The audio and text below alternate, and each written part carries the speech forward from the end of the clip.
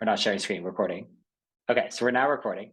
Molly, thank you so much for joining what today is a rather meager group, but an excited one nevertheless. We're excited to hear about your work. The stage is yours. We're rather flexible, so however, there's no like strict kind of timeline in terms of like 20 minutes, 30 minutes, whatever, but I'm just going to go ahead and hand it over to you. And if you have any issues sharing screen, let me know because I can try to debug that. Sounds good.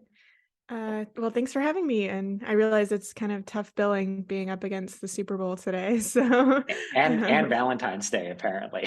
Two oh things yeah, I that guess it is the weekend. Yeah. the nerds organizing the Um, group did not think of either the Super Bowl or Valentine's Day. that sounds about right. All right, let me find the right desktop to share real quick. I do have a couple of slides, which I have, of course, closed.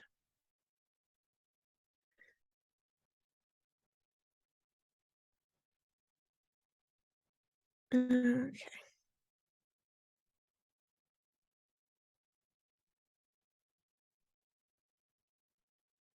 Can you see that all right?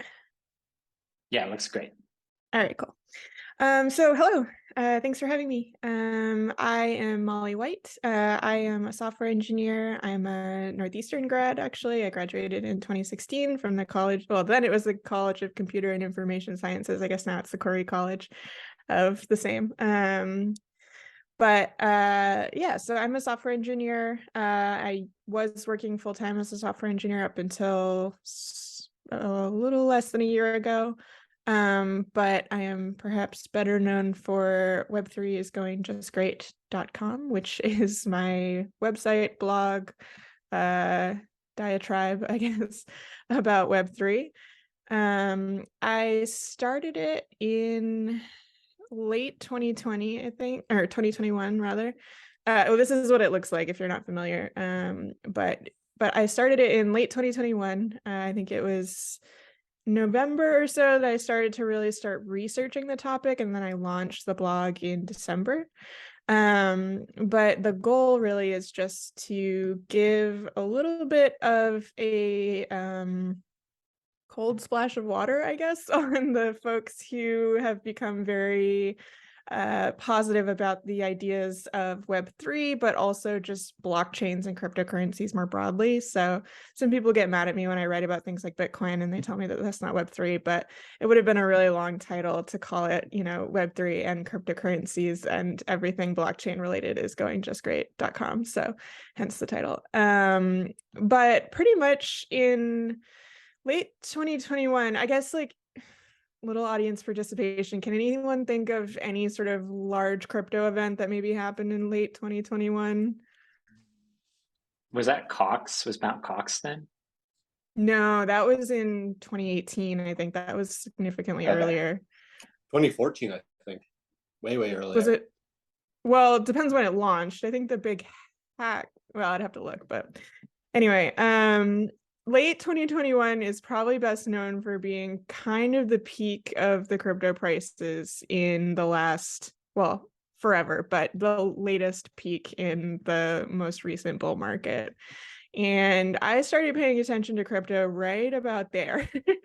So I don't want to take credit for reversing the crypto prices, but that is around when things had like reached just a kind of ridiculous fever pitch.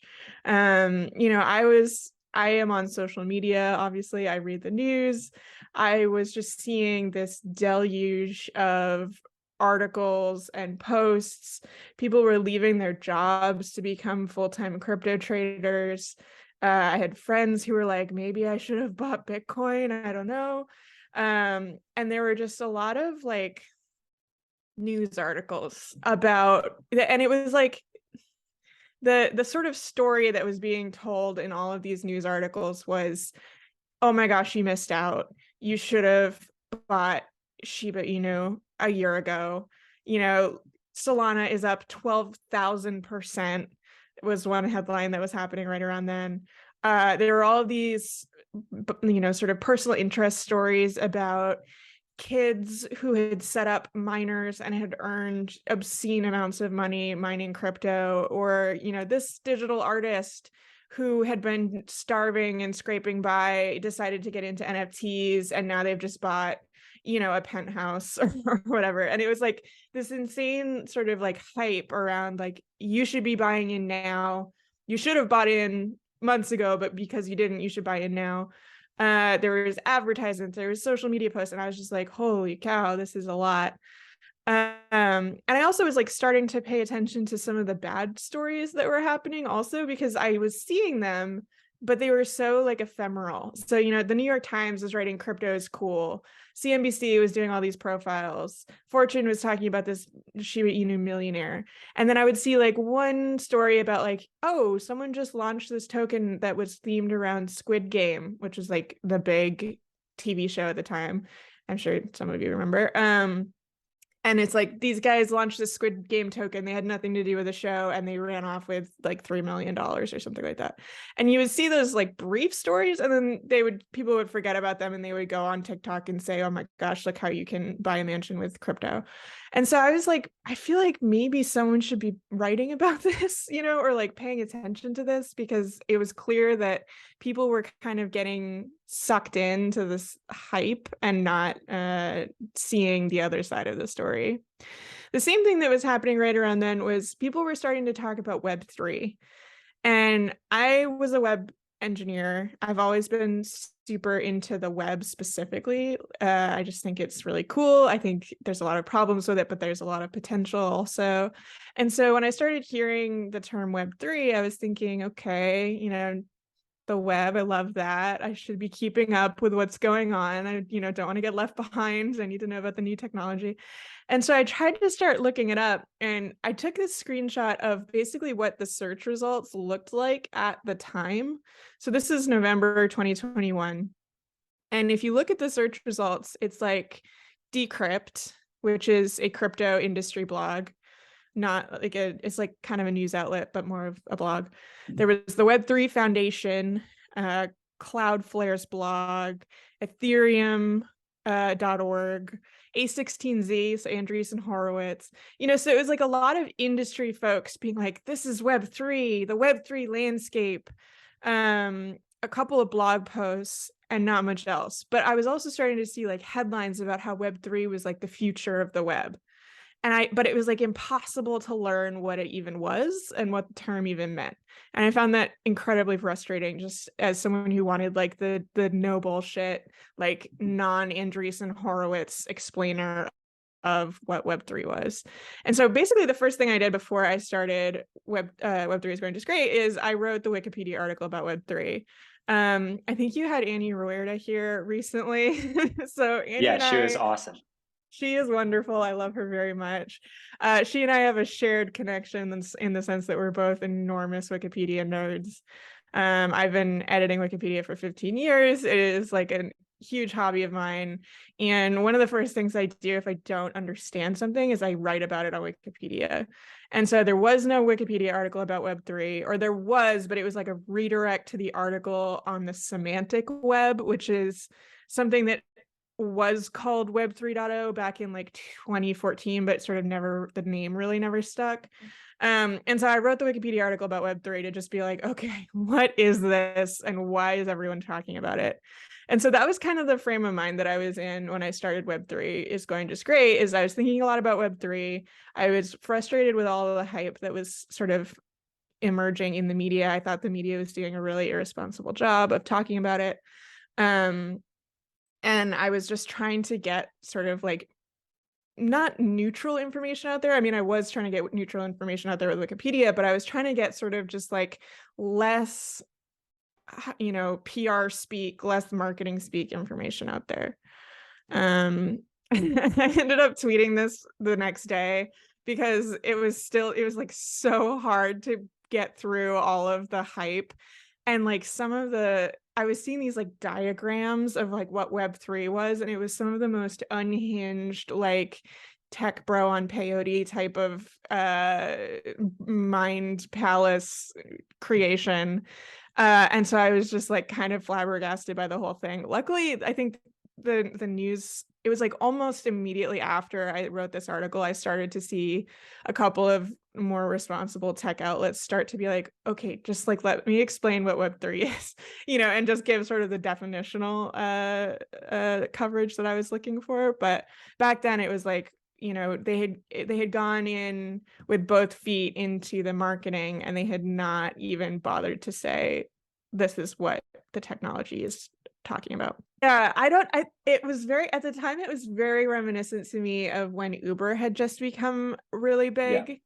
Yeah. And it was like everyone saw how much money Uber got and how, it sort of went from 0 to 100. And so everyone started trying to do like X, but with, but Uber, but for X, it was like, we're going to do groceries, but, Uber, but for groceries, or like dog walking, or all these different things where like, they wanted to Uberize everything. And it was like the same exact thing where it was like, it didn't matter what the thing was. They just wanted to find something and then put a blockchain on it. And so it was like, we're going to do Uber, but with blockchains, or like dog walking, but with blockchains. And it was like, you looked at it and you're like, why? Like, what is the technology adding here other than attracting venture capital investment? And the answer was usually nothing, or in fact, a lot of the times it was making things worse. And people had not given much thought at all to why blockchain would be necessary, or even like not actively harmful to the project. And so I started actually looking into this, and it was one of those things where it was kind of irritating at the time, but I wasn't like, I want to start a website about this irritating. But as I paid more and more attention to it, I started to just see like the worst ideas coming out of this like just huge hype cycle, all the VC interest. And some of those ideas were pretty concerning to me. Like one of the ones that I've always remembered is not one that got much media attention. It's not even that big when I posted about it.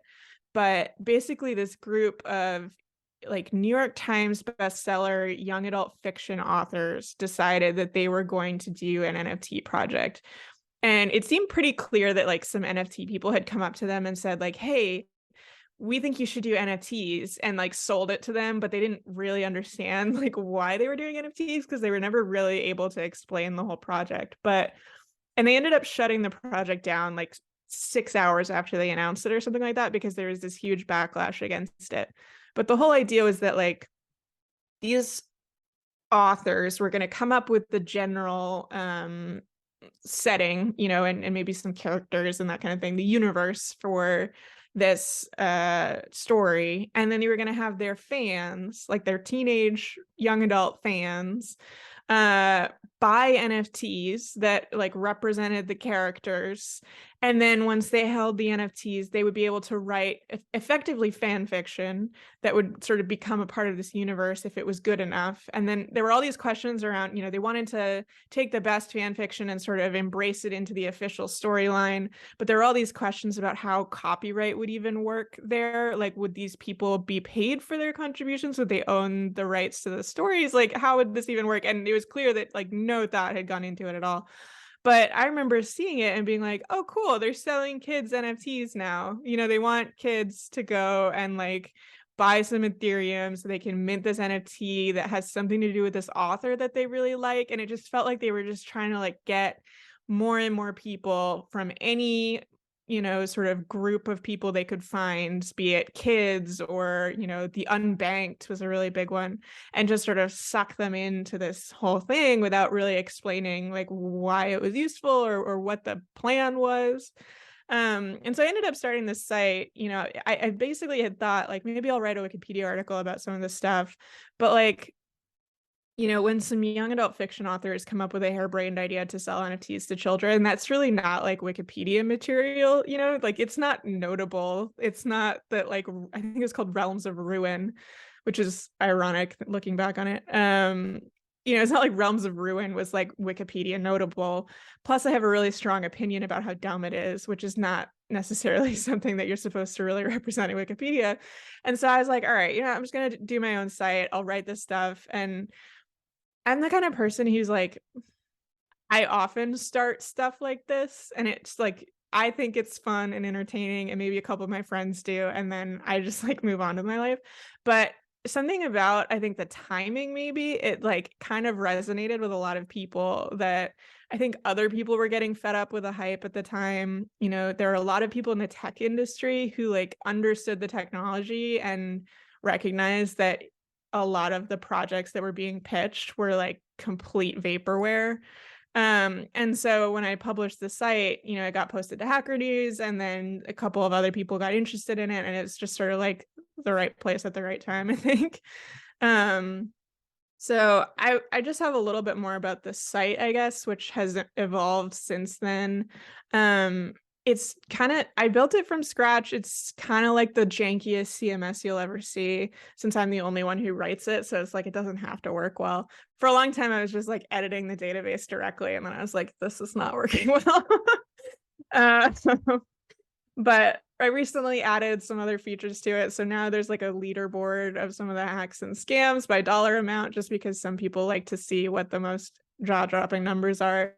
You'll notice actually, so there's this little counter at the bottom here that shows like the total money lost to all of these hacks and scams. And it's actually like a really, really conservative number, because I don't include, like, you'll see like FTX, the whole FTX collapse is not in here. The Terra Luna collapse is not in here. And if you're familiar with any of the sort of chaos in the crypto world, like that's been some of the big events recently. So this is just like, you know, individual thefts and things like that versus like the more systemic issues.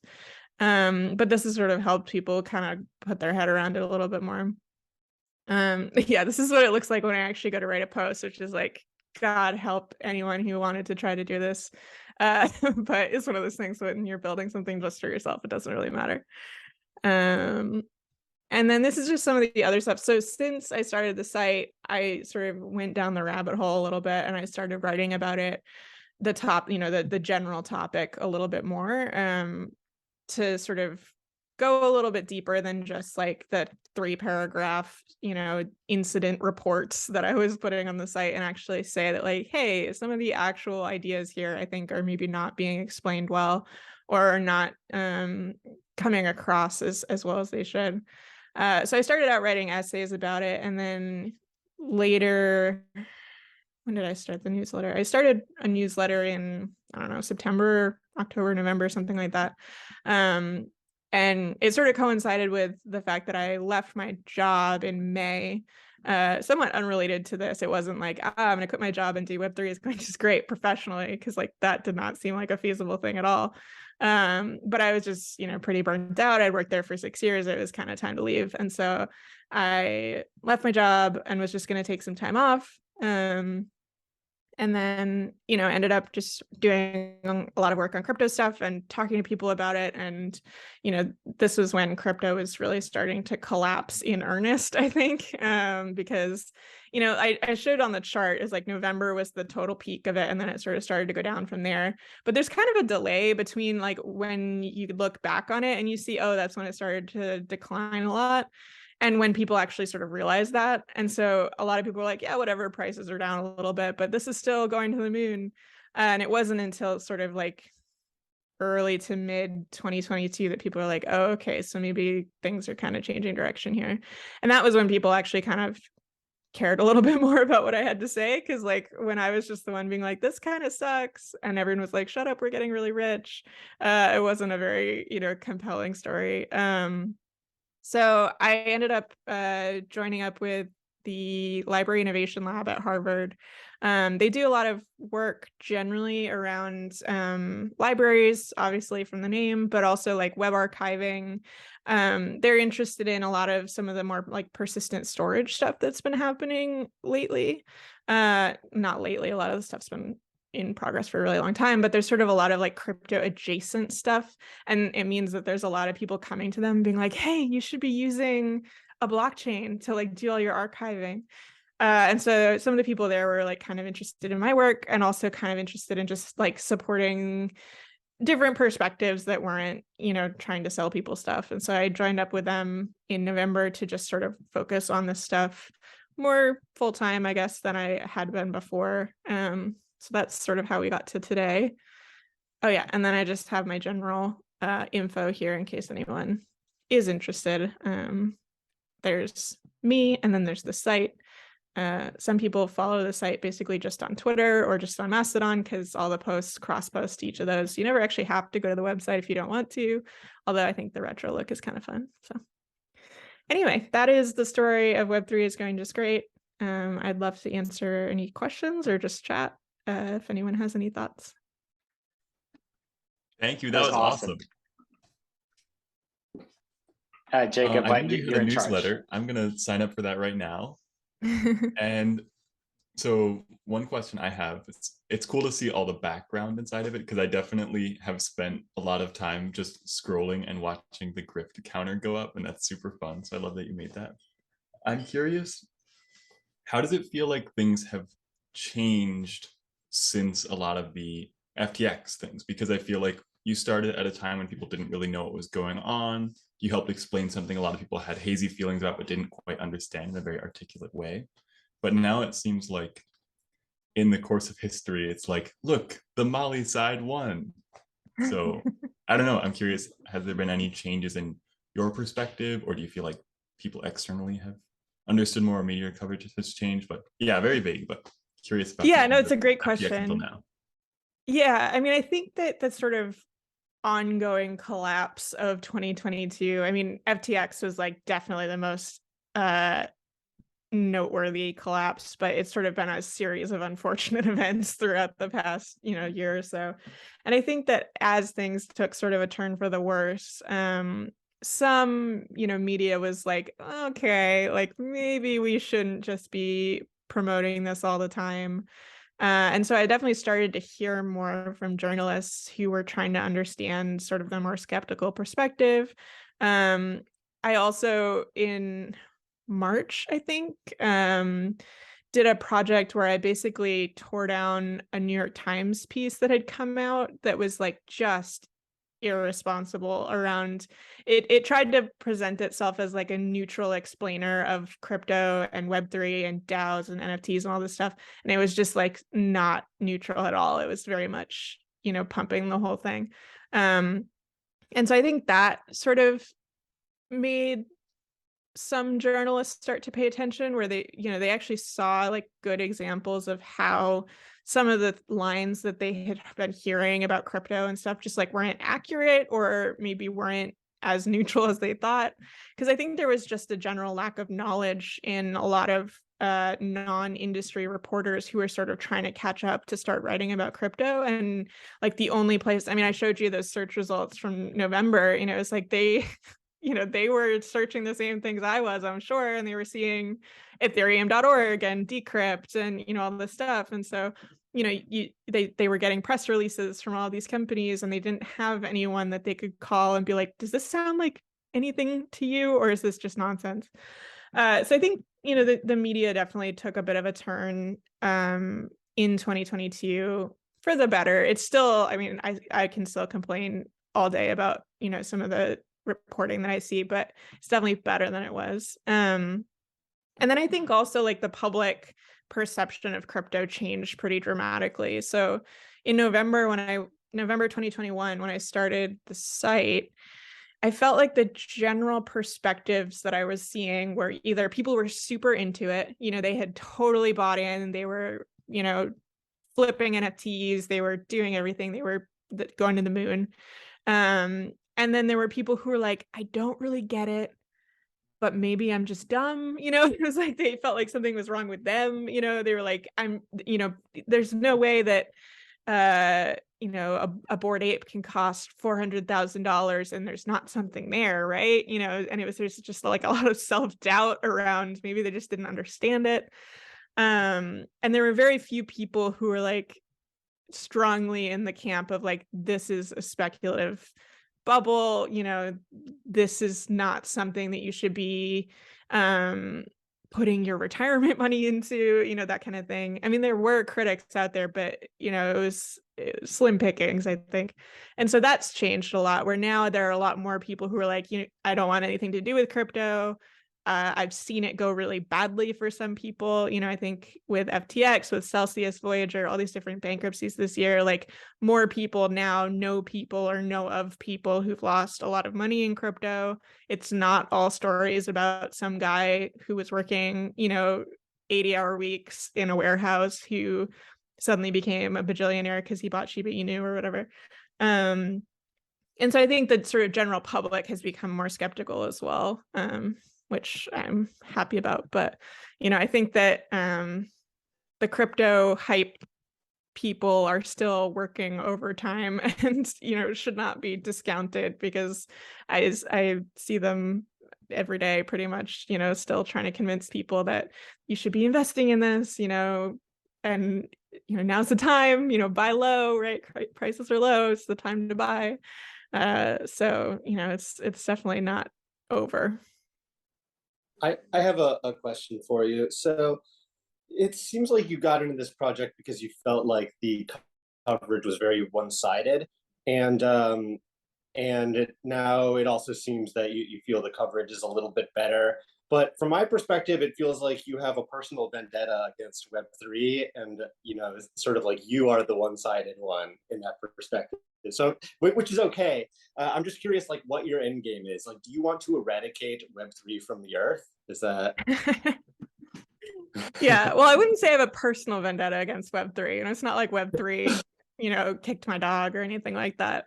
I mean, you have a website and like a dozen essays, you know, about it in a negative way. So right.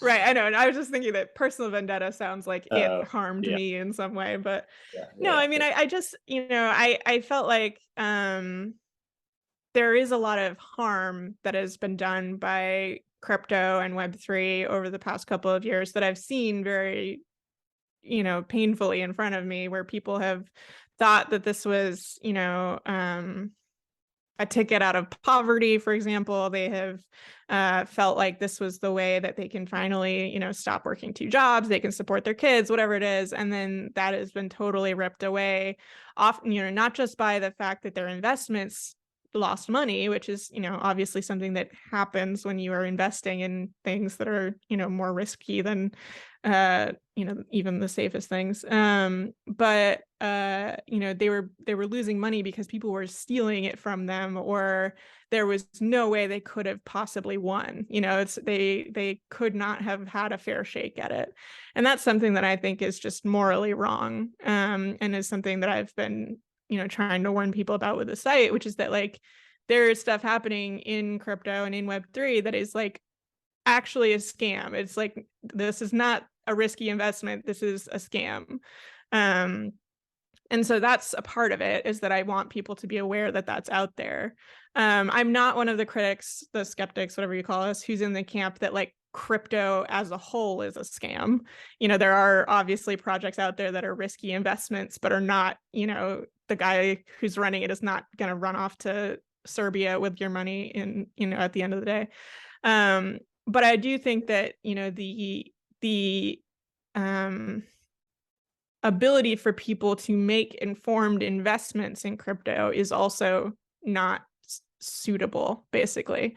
You know, they don't in general have to register with the SEC. You know, they don't have to disclose as a result of that. And so people end up, you know, not being unable to make truly informed decisions. So, you know, all that to say, I just don't, I think that there is a lot wrong with Web3 that is also not being given enough attention, when so much of the story about Web3 has been like, look at what it someday might enable. You know, like there's so much that's like, yes, it doesn't do much today, but blockchain someday will be the future of supply chains, you know, or something like that. And so, you know, my goal has really been to provide the alternate perspective. And you're right that it's not providing a neutral perspective. If I was trying to provide a neutral perspective, I would be writing Wikipedia articles about this. You know, I wouldn't have gone to the trouble of making my own website. But I don't think that the neutral perspective is what is needed right now. I think that the critical perspective is what is needed. And so that's really what I've been trying to provide.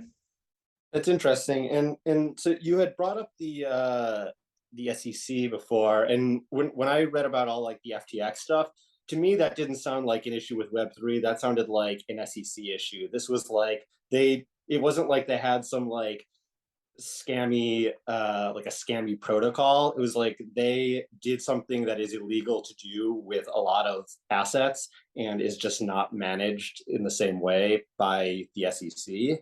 And so I'm wondering uh, if you see a way forward as like, I guess like, what do you see as the way forward? Do you think there needs to be more government control? Is that something like you've pushed, or where are you trying? What direction are you trying to push the conversation or solutions in? Yeah, well, so I think there's sort of two questions there, or at least 2 points I want to make there. So one is that I think that's become a very common talking point around the FTX collapse, is like, this wasn't a failure of crypto, this wasn't a failure of blockchains, this was a failure of fraud, or, of Sam Bankman-Fried, the fraudster, and it's a crime problem, not a crypto problem, or whatever. And I think there's some truth to that. Obviously there was fraud happening there, and that is, something that you can do with or without crypto. But I do think that crypto really enabled the fraud, in the sense that, they were making FTT tokens to keep the whole scam alive. They basically produced their own crypto token, which then was used to denominate an enormous portion of their balance sheet. And, it's not something that they really would have been able to pull off in another way, I don't think. But to go, I guess, to your question about regulation and what's the right solution, I'm also not in the ban crypto camp. I just don't think that is a reasonable position to take. I don't think basically any crypto skeptics really believe that that's going to happen.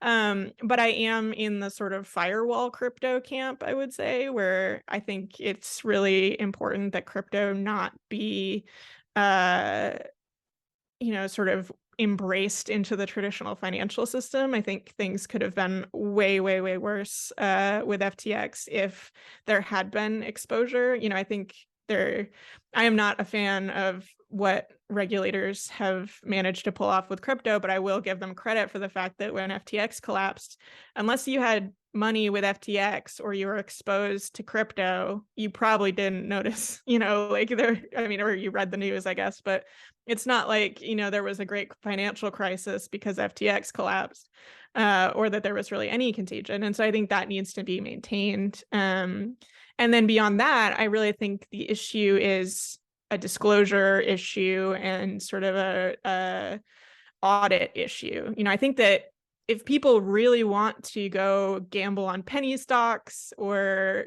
gamble on Bitcoin, that's their right. I'm not going to say you can't do this with your money. That's absolutely right. But you should be able to operate on a level playing field, right? And you should be able to understand what you're putting your money into, and that the guy, on the other end of the transaction is not running a Ponzi scheme. He's not, some financial criminal who is now anonymously running a DeFi project. We've seen that over and over again. And so, I think it's really more about that versus saying no crypto or no investing in crypto. It's more about, if you want to do it, that's fine. But let's be very clear about what you're doing here with your money. Cool. Yeah, those are you have very reasonable answers for these things. So thanks for that. Yeah, I think some people are Oh, go ahead. You can finish your thought, and then I'll ask the next question. I was just going to say, I think somehow I've sort of been portrayed, or maybe just am interpreted as some sort of extremist, I think, where it's ban crypto, shut down all the miners, kick them out of the country. And it's I actually have probably more liberal views around what people should be able to do with their money and their computers than a lot of people would expect. But I think that, there is a very reasonable place where I actually agree with a lot of crypto people on a lot of things, including the regulatory side of things and the sort of legal side of things. Molly, I wonder what you think about the current hype cycle, which is not Web3, it's large language models, right? Yep. And I've been talking to Jacob about this. I mean, I think that like right now, it seems like there's really no negative consequence to idiots thinking that these things are sentient. But I could imagine if, you know, a day from now or a week from now, where like some police department decides that they're going to make decisions about what neighborhood to go patrol based off of what GPT tells them or some stupid shit like that. And so even though right now there's no consequences to people having the wrong take about large language models, it doesn't mean that tomorrow there won't be any consequences to it. However, it is deeply different because there's no speculation. So the consequences will be different types of things. So I don't know, like what are your thoughts about this? Are you worried about people kind of putting too much faith in large language models? What is the future? How are we going to get screwed by by the new hype train? Yeah, I am pretty terrified by it. I've had multiple people ask me if I'm going to start up AIisgoingjustgreat.com, which I think someone should do. I don't necessarily think it should be me. I am quite horrified at the emergence of AI blockchain projects, which is like the worst of both worlds. It's like you take the two most overhyped technologies and you mash them together, and it's like, oh God, what have you made? Yeah, I think the long story short, I am pretty concerned, not necessarily about the technology itself, with large language models. Like, I would say I have more faith in the fact in the technology behind large language models than I do behind blockchains. Like, I see use cases for them that I don't necessarily see in the blockchain world. But the perception of them is so unbelievably detached from the reality, which is true about blockchains, actually, in a somewhat similar way, but I think to a lesser extent, where people get this sort of myth in their head around what a blockchain is or what an LLM is. And they, you know, in the case of LLMs, they see, you know, Hollywood depictions of like general AI, and they think that this is something that can give them advice or, you know, the answers to, you know, philosophical questions and things like that. And, you know, even outside of LLMs, I think just the idea of like algorithmic decision making is concerning. You know, we've seen that go wrong in a lot of ways before ChatGPT, and have not dealt with that in any sufficient way. You know, bias in any types of, you know, algorithmic decision making is sort of an unsolved problem, I would say. And we have seen, you know, like policing based on those types of algorithms, or, you know, various forms of like actual real world harm coming out of that. And actually, to go back to the point around the intersection of AI and blockchains. So I was actually just on Friday, I was in Cambridge at a workshop that the Berkman Klein Center for Internet and Society was doing, that was co-hosted with the Harvard Business School, which is a very interesting intersection of people, because there were like the business guys who were like super into crypto and blockchains, and then there were like the internet and society people who were like, you know, like, about this. But one thing that I'm starting to see emerge to some extent is a very new class of people who are coming from a regulatory background, like a financial regulatory background or a financial enforcement background, who are very interested in crypto because of the promise that it brings for basically financial surveillance. And that terrifies the shit out of me. You know, basically, it's people who are very interested in cryptocurrencies as a way to basically replace digital money. So, you know, we would have cryptos instead of, you know, digital money that exists today that you use on your online banking. And it's very traceable. You know, they would be able to sort of follow your transactions in a much more traceable way, because it's all public. You know, they don't need to subpoena your bank or whatever. But not only that, the idea that your money could sort of call the police on you, you know, basically that there would be algorithms, that's sort of the word that they would use, that would just analyze everyone's financial transactions and look for anything that looked out of place, basically. And what these algorithms would be, or who would create them, or how they would be decided upon, who would have input to them, is sort of not discussed. But there would just be these algorithms that would make sure that everyone was doing the right thing, and we would have a much better system because of it. And I think there's just there's a lot that's going sort of unquestioned there around what happens if I'm doing something that is not illegal but frowned upon. We've seen it with sex work, with pornography, with firearms. There's a lot of stuff that's technically legal, but banks kind of frown upon it. There's questions of who gets to control this in a sort of global financial system that is cryptocurrency. It's not like the US is the only one who has control over cryptocurrency. So that's something that's really concerning to me, is that basically the idea that algorithmic decision making is something that should actually be strongly embedded, not into the financial system necessarily, but into the money itself. It is that keeps me up at night. Wow, that's very fascinating. I think one interesting piece I'm curious about with that is this idea of the web. One of the things about it that's been really tricky internationally is this idea that it works the same wherever you are unless it's blocked, right? Like if someone accesses a certain page, they get, I mean, there are caveats, but this would be like another level of that, where some global digital money system works the same, and then these countries all have their local laws about it. That's a really weird thing I hadn't thought of. So thank you for bringing up that point. Can I ask a totally different question, or do you want to stick on that a bit more? No, go for it. Okay, so I appreciate the background from a development and web perspective and Wikipedia, and you're working with libraries and a lot of digital rights type things. I didn't know about that as a background. So if you could wave a magic wand and everyone would be educated in all these reasonable ways about crypto, all of the people pumping it would have just completely stopped. What are the things that you wish were more of a discussion, or parts that initially drew you to learning about Web3 and the blockchain, before you had to kind of help everyone be like, no, this is kind of crazy?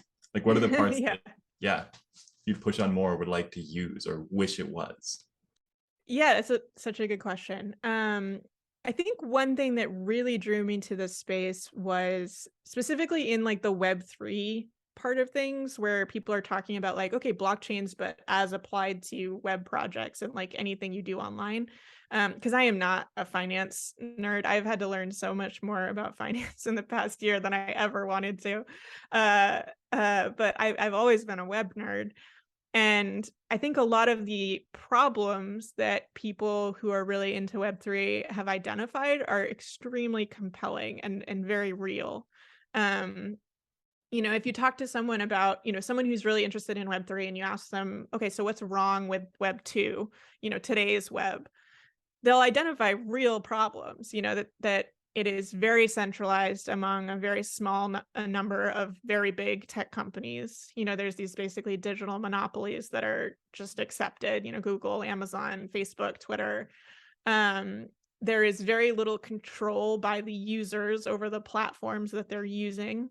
They don't have any input into the policies that are being made, mostly, certainly not in any meaningful way. They often are having their data sort of extracted from them and monetized in a way that is not beneficial to them in any way. They are being subjected to these sort of behavioral change processes that they don't know about, that they are not informed about, but that are sort of causing them to act in new and different ways that they didn't consent to. There's a lot of great concern, not great, but reasonable concerns out there about anyone who creates things online. If you're a musician and you want to sell your music digitally, good luck doing that without Spotify. You basically have one option, or, a small handful of options, depending on what kind of a creator you are, that extracts big fees and controls who gets to see your music and how much reach you get and how much exposure you get. I think those are all like serious, major problems that the web has sort of begun to encounter. It's very different from the sort of early days, I guess, of the web, which I think a lot of people in Web3 sort of harken back to in a very sort of idealistic way, around everyone was running their own servers. They were distributing things very directly. There was no like moderation of content because everyone had their own websites, and if you didn't like it, you just didn't go to that website. And I think that the identified issues are very serious and very real. And some of the identified solutions around decentralization, democratization, some of these like Web3 buzzwords that you hear a lot about are, steps in the right direction, or at least worth exploring. I don't necessarily think that blockchains specifically are going to fix everything that ails us in the web, primarily because I don't think that most of the problems in the web can be solved with a technological fix. I don't think it's the type of thing that's like, man, if we just had the right technology, the web would be perfect, right? Because like, that's not the problem. It's not like we don't have the capacity, the technological ability to run the web differently. We totally do. It's the sort of social, political will to do so, the governance to do so, that I think is really lacking. So that's something that I really try to hammer on, is that like, as much as I may seem like a hater of Web3 and crypto, like I actually share a lot of the same goals with a lot of these people. The same is true of the people who are just interested in crypto. Like, I think you should be able to spend your money without the government breathing down your neck. I don't love the idea that people will be broadly laundering money, but I think that like people should be able to make small transactions like you do with cash, in a digital way, without having, the government tracing everything you do. So, I think that's something that I really try to hammer on, is that like, put aside everything that I say about crypto and Web3, like there are issues here that I fully agree with. And, I hope that once some of the blockchain shine wears off and people realize that like, maybe this will actually introduce issues of its own, and maybe not solve the ones that we're seeing today, they might, sort of start working on some of the things that I think are really compelling. To name a few, I think that we should start thinking about the internet as a utility rather than, something to be sort of treated like a luxury. I think a lot of these huge social networks are the same way. They should be treated as like a public good rather than something to be controlled by, one very large tech company that is, prioritizing shareholder interest and money to shareholders above user safety, above, the quality of the platforms even. So just to name a few, but I think there's, a lot that could really be changed there. Wow, I'm impressed with how wide-ranging the questions have been and how good your answers have been. Max, Cheng, I have other questions, but I'll leave it for now unless you have some. Cool. Okay. I have a couple of questions. I have one question. So sorry, I didn't research on Web3 before entering this talk. So to me, it kind of I never bothered to look it up, but to me, it's kind of a more decentralized web, like you just answered. So do you see like these kind of decentralized currency, decentralized web to go anywhere, or it will remain like a digital gambling ground for a couple of billionaires? Yeah, so I would distinguish Web3 and decentralized web to some extent. So I would say that decentralized web is sort of a very broad umbrella, and that Web3 shares a lot of the same aspects. Like a blockchain-based social network, for example, might be a decentralized web project, but not every decentralized web project has a blockchain associated with it. I see a lot of promise in decentralized web technologies. I also see a lot of risks there. I think that everything is a trade-off, right? And so when you start decentralizing stuff, you start to end up with questions around, moderation, for example. Content moderation is really hard in decentralized web systems. But I do think that there's a lot of really interesting work happening there in sort of crypto adjacent places. Like if you're familiar with crypto, you probably heard of IPFS, which is, a decentralized file storage system that is not necessarily blockchain related, but goes hand in hand with it a lot. And I think there's a lot of really interesting projects happening there. It's kind of weird that I ended up at the Library Innovation Lab, because even though I am focusing on cryptocurrency and stuff like that, I also have this like total nerd out about web archiving. And so I'm just like constantly trying to like listen in on what they're working on, because it's just really fascinating to me. So anyway, back to your question. I do think the decentralized web is a really interesting area of focus. And for better or for worse, has gotten a lot of attention lately thanks to the sort of Web3 crypto folks, but I'm hoping won't be completely conflated with it. Like I hope if, Bitcoin goes to, not to zero, but if Bitcoin, becomes practically worthless, that people won't be like, well, decentralized web failed, because it's a kind of a different thing. When it comes to decentralized currency, I'm not convinced that currency, basically non-sovereign currency, is actually something that we should be striving for. I am not a lover of banks and governments as they exist today, but I do think that there is sort of a reasonable proposition there that, like, someone you trust should be overseeing the currency, preferably someone who is democratically beholden to you in some way. And so having some tech billionaire creating, a currency of his own and then, basically releasing it upon the world is maybe not an improvement from that. But I do have a lot of hope for digital currency, which is, again, something that a lot of people think of as synonymous with cryptocurrency. And I think that's an issue. We've had digital currency longer than we've had Bitcoin, and we use digital currency every day when we pay with a credit card or when we do, access our bank online. And I think that, there's a lot that needs to be fixed in the banking system that could be fixed with technology, just not necessarily cryptocurrencies. I think it's super funny that Cheng does pure math all day and has somehow avoided having to know about all of this Web3 nonsense. God bless you. That must be nice. Yeah. Molly, you might be amused to know that myself and my friend Ankit found one of the very small number of CVEs in IPFS. Oh, really? Yeah, I'm a co-author of a critical vulnerability exposure. Is that what it is? I don't know. A CVE in Gossip Sub, which is used by IPFS.